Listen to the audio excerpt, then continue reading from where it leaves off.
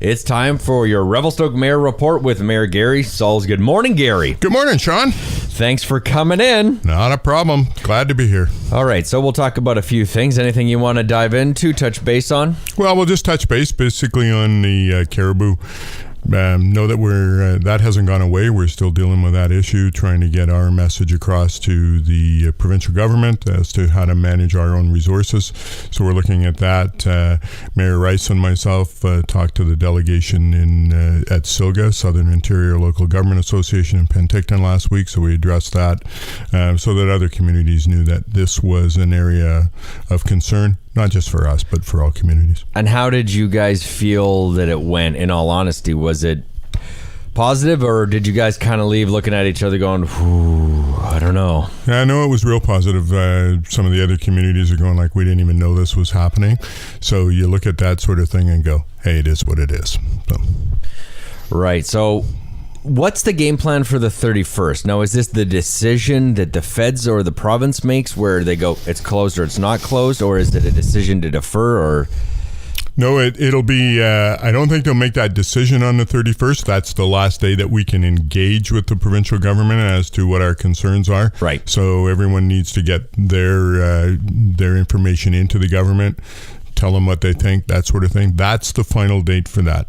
My suggestion is get it in a few days earlier. We're going into the last of the sitting session, so we would like them to have their information before they dissolve their parliament.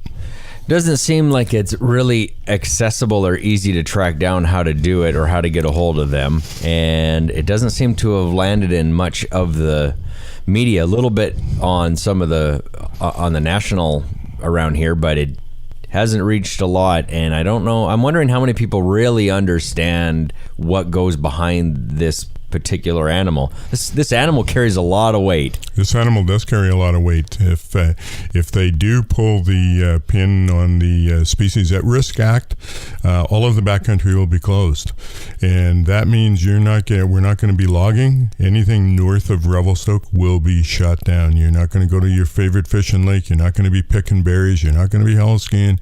You're not going to be doing anything in the backcountry.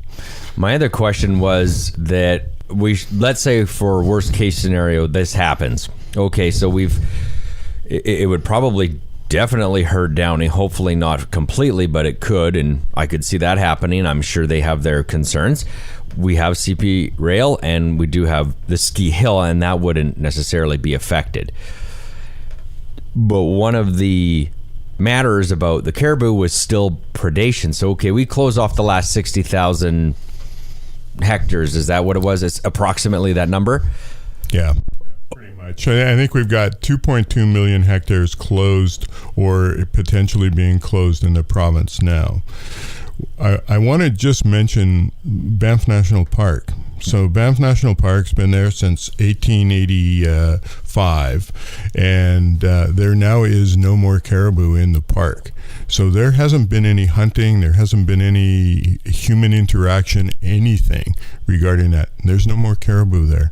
So just backcountry closures is not going to solve the problem. We need to manage our resources, and that's the message that we want to get across to the provincial government. Allow us, the local area people, to sit at the table to help manage our backcountry resources, our herd plans, that sort of thing. Well, it makes sense. Like you said, nobody logs on Banff, and here we are now. You close that down. Wolves are still going to be alive, and they're still going to roam. Yeah. And that's the problem. Yeah. So that's a scary thought. And it is an election season next year, I think. Well, for provincial, I believe. Federal, we're going to the polls this fall. So. Let's face it, let's call a spade a spade. When we're dealing in elections, that's where this type of thing gets tossed around and it becomes a political pander. And that is a big concern. And we've said this, Doug says this, you know what, every MLA has said this in our riding for a long time, is that we can scream, but we still have the silent voice because we're always catered to what's going on in the Lower Mainland or in the bigger markets. Even though how many more people live up in the north and all the way down here, we're still focused on the downtown core of, the city of Vancouver. That's pretty much it. There's a large contingent of voters down there for the government, and they don't understand how we live. Our backcountry is our backyard, so we're interacting with that all the time. There's a reason that we live in communities in rural BC, and that reason is about lifestyle. So we're talking about lifestyle. We all want to save the caribou. We want to save all the species that are at risk, but there's a way of managing without closing everything down.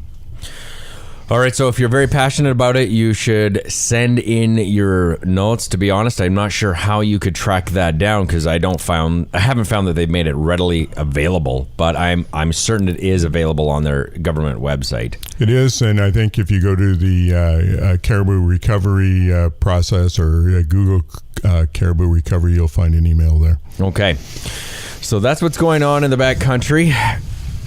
And now into the downtown core. Tisk, Gary. So here's the thing. Not many people go on to the City of Revelstoke's website on a Friday evening, but some of us nerds do. And that's so weird. There's a meeting popping up on a Monday at 9 a.m. in camera. Well, if that doesn't draw Sean to go, what's going on in there? So I know something's going on. I think by now most people in the town know some pot's being stirred. I just want to be clear with you, within camera, whatever was discussed, there's nothing that can be discussed publicly until a later date. That's correct. When we're going in camera, it means we're discussing basically the 3 L's, labor, legal, or labor. And so we're not going to discuss anything with that. Okay.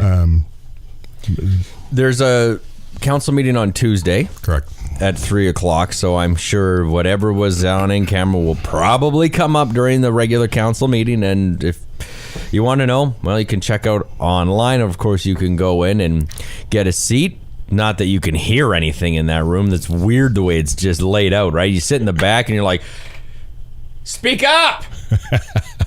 Pander to me in the back. We're going to have to do something for you at the back, give you some special ear muffs or something so you can hear things. So is there anything else that you think that we should touch base on that will be relevant? We know that there's issues going on in the planning department. That's not new or news. We're still trying to find. I see the posts that are being put out from the city that you guys are trying to find somebody to come in.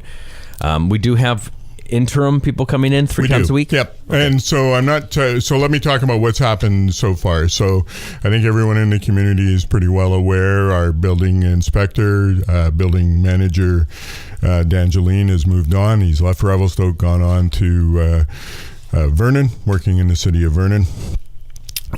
So we're trying to replace his job as quickly as possible. So we've got all kinds of ways of reaching out to get help. We've got some consultants. So this past week, we've had a building inspector for Wednesday, Thursday, Friday.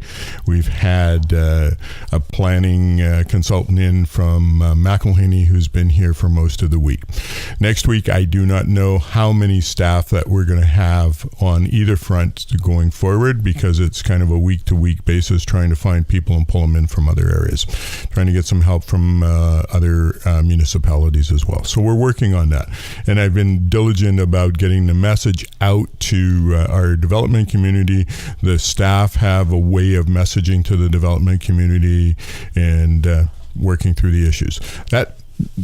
Having said that, that means things are slowed down a little bit. So we do have two planners who are off on medical leave at this point in time.